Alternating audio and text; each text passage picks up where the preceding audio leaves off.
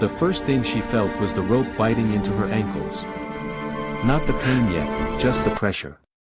Tight. Unforgiving. Cutting off blood while the world hung upside down around her.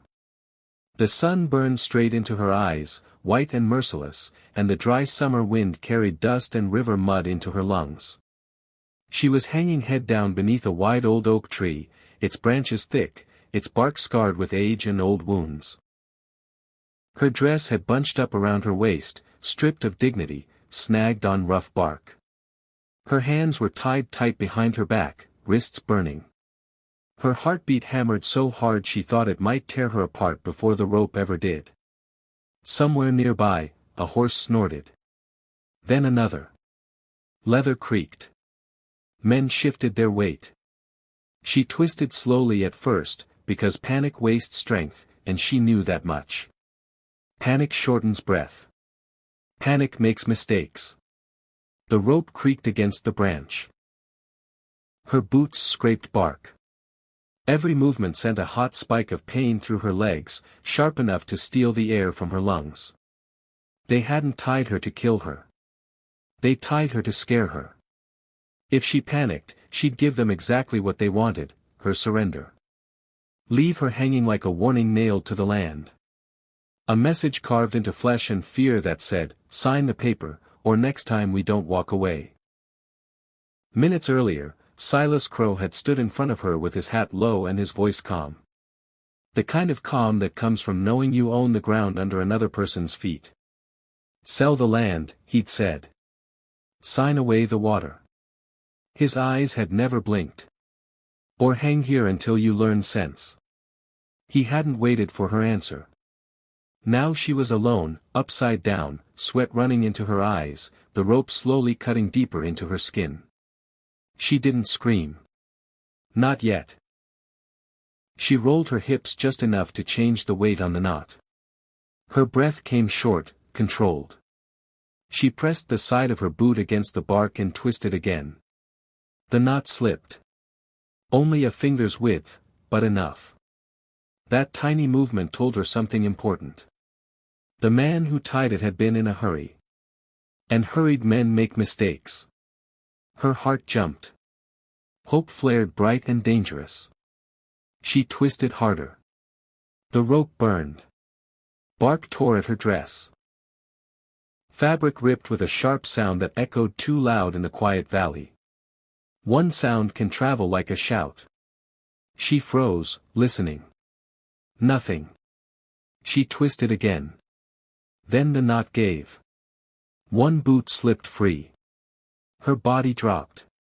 She hit the ground hard on her hands, the air knocked clean out of her chest. Dirt filled her mouth. Pain shot through her wrist like fire.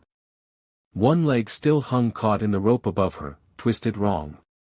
The other sprawled useless beneath her. Her dress was torn open at the side, snagged and ruined.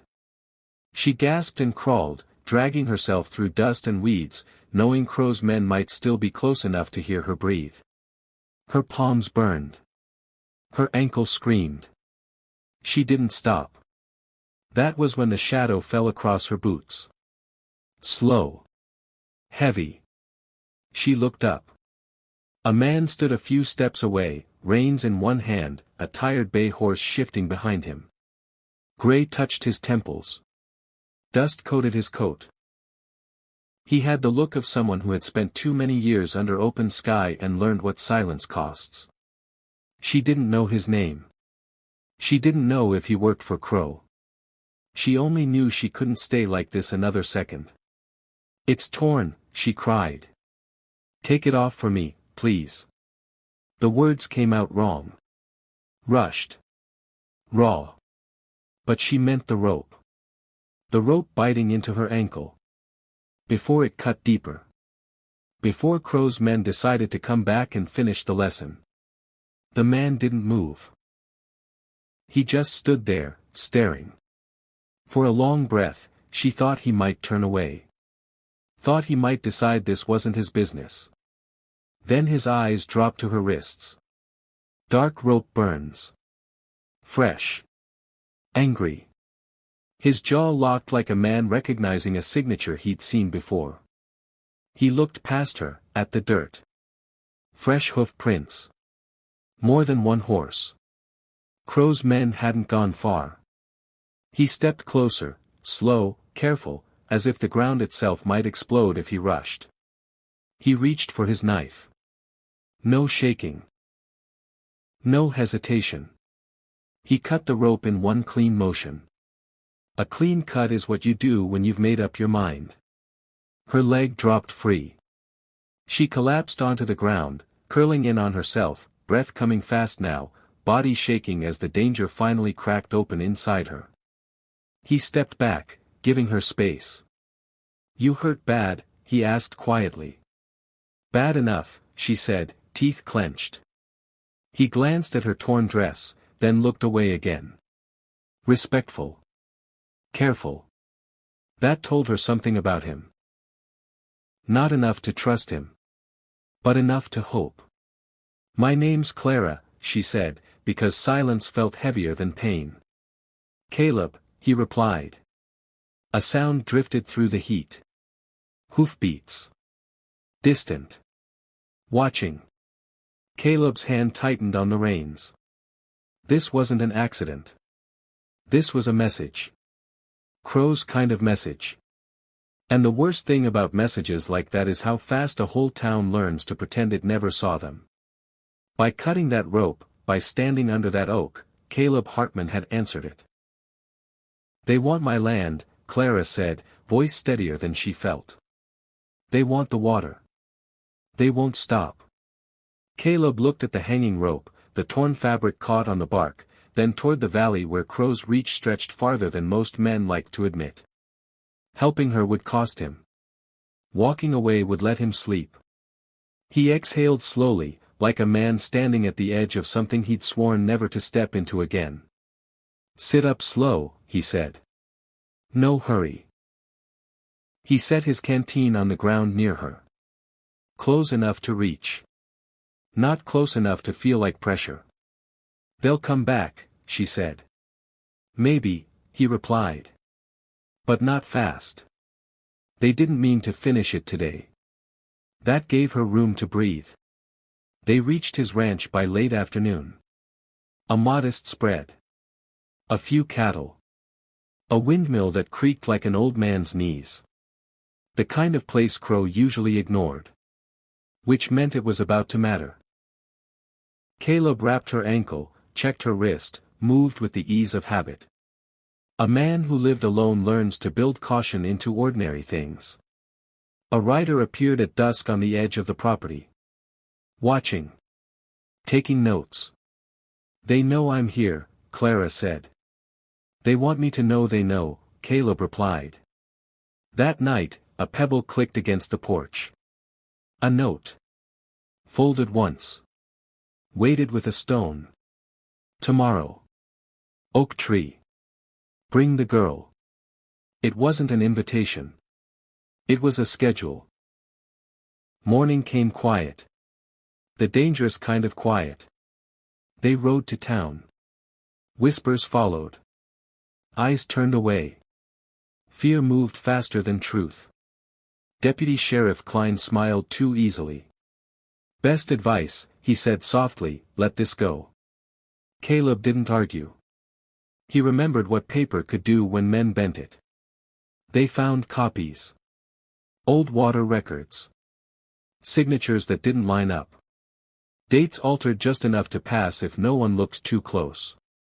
Crow wasn't just stealing land. He was fixing the past. By nightfall, riders circled the ranch. Pressure without words. Caleb opened a tin box he hadn't touched in years. A badge. A list of names. Men who'd once said law mattered until Crow helped them forget. "We stop letting Crow set the pace," Caleb said. They rode south, toward Santa Barbara. Toward Reach. At Gaviota Pass, silence warned them before sound did. Birds gone quiet. Wind holding its breath. A stagecoach ambush unfolded below. Clean. Efficient. Crow was cutting off paper trails now. They reached the city and handed the copies to men who understood weight. Crow moved faster after that. He took the originals. Left a rope. Signed today. The crowd gathered by the river. Witnesses. Clean faces. Dirty truth. Clara stood beneath the oak again, wrists bound, chin high, ankle wrapped but bearing weight anyway. Crow smiled. Offered a pen. Caleb stepped forward. That paper fixes lies, he said. Jed Morrow cracked first. Fear turned sideways. Copies passed hand to hand. The law arrived, not local. Not owned. Crow was taken. The oak stood silent. Afterward, Clara sat by the river. Hands free. Ankle resting. Water moving the way it always had. Caleb stood nearby, hat in his hands. This isn't done, he said. No, she replied. But it started. They didn't promise love. They promised effort. The land remembered. And somewhere under an oak tree, courage chose not to look away.